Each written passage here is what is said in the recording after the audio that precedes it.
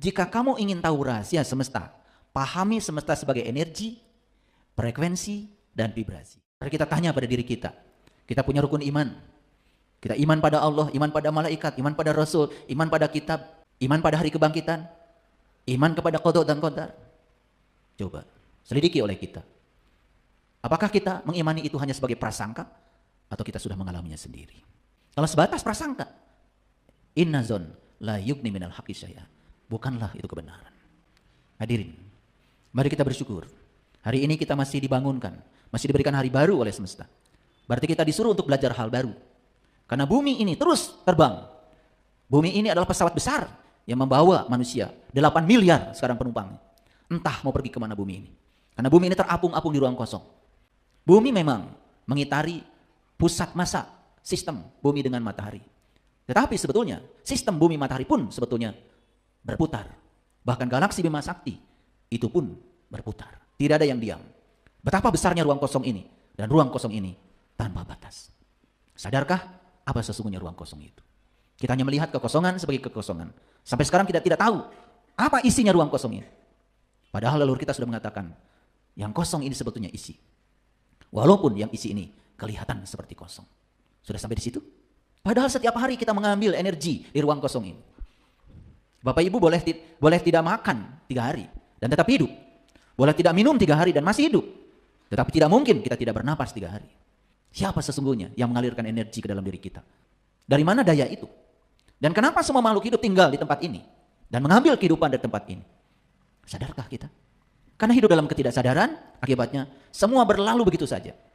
Lalu pikiran hanya berangan-angan. Ilusif. Hidup jauh dari realitas. Oleh karena itu mari kita bersyukur, hari ini kita masih dihadirkan di ruang kesadaran ini. Untuk belajar kesadaran. Meniti ke dalam diri.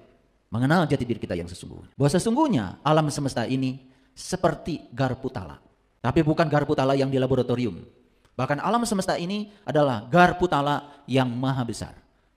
Saya sebut saja alam semesta ini adalah garpu tala kosmik. Nah, kembali lagi pada kata-kata yang penting dari seorang fisikawan namanya Nikola Tesla. Beliau mengatakan, jika kamu ingin tahu rahasia semesta, pahami semesta sebagai energi, frekuensi, dan vibrasi. Setiap energi pasti akan meradiasikan frekuensi. Setiap energi pasti di dalamnya ada vibrasi. Vibrasi itu adalah getaran. Hati-hati, karena pikiran dan perasaan kita itu adalah sumber getaran, sumber energi, sumber frekuensi, sumber vibrasi. Berarti sesungguhnya apa yang kita pikirkan dan kita rasakan tidak pernah hanya untuk diri sendiri. Karena apa yang kita pikirkan dan kita rasakan akan memancar ke semesta. Dan semua yang dipancarkan oleh pikiran dan perasaan itu akan disambut oleh semesta. Ketika berpikiran buruk, maka akan menggetarkan yang buruk. Yang buruk akan datang. Ketika merasakan yang buruk, maka yang buruk di semesta pun akan digetarkan. Jadi kenapa dalam kehidupan saya banyak yang buruk ya?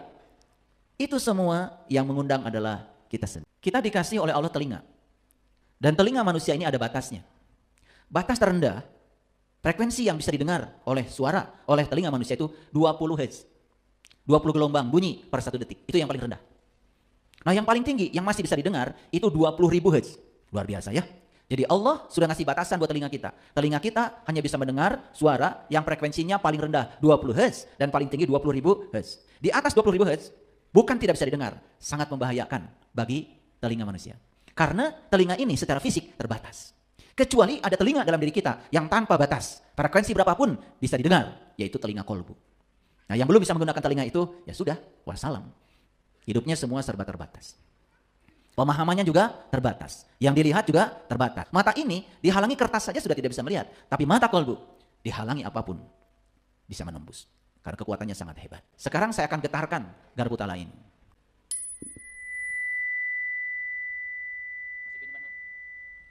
Masih bisa mendengar? Oke. Kenapa bisa mendengar? Garpu tala ini 2000 Hz. Sedangkan Bapak Ibu punya telinga dengan batas bawah 20 Hz, atasnya 20.000 Hz. Ini cuma 2000. Jadi masih bisa didengar. Oke? Kenapa Bapak Ibu bisa mendengar? Karena di sini ada yang namanya genderang telinga. Jadi gendang telinga ini ibarat garpu tala yang berbeda. Jadi kalau saya pukul garpu tala ini, kan dia menghasilkan frekuensi. Kalau di sini, di sini, di sini, saya hadirkan garpu tala yang sama 2000 Hz.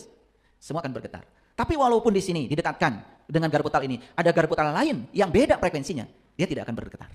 Itulah yang disebut dengan resonansi.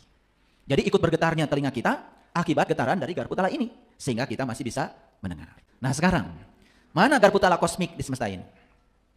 Manusia itu garpu tala. Peristiwa garpu tala. Kejadian itu garpu tala. Dan kita ini semua adalah sumber getar. Di mana getaran itu dibangkitkan? Di sini dan di sini. Di sini namanya pikiran, di sini namanya perasaan. Pikiran memancarkan gelombang, perasaan juga memancarkan gelombang. Bayangkan ketika pikiran dan perasaan berpadu, betapa hebatnya gelombang yang dipancarkan. Dan gelombang ini akan merambat ke seluruh semesta. Dan siapa yang akan bisa digetarkan oleh dia, oleh gelombang ini? Yang sama frekuensinya. Jadi mengerti bahwa semesta ini garpu tala kosmik? Oke, hati-hati. Apa yang dipikirkan, apa yang dirasakan, tidak pernah terisolasi di tubuh kita. Semua dipancarkan ke semesta. Dan itu akan menggetarkan benda-benda peristiwa yang sama frekuensinya.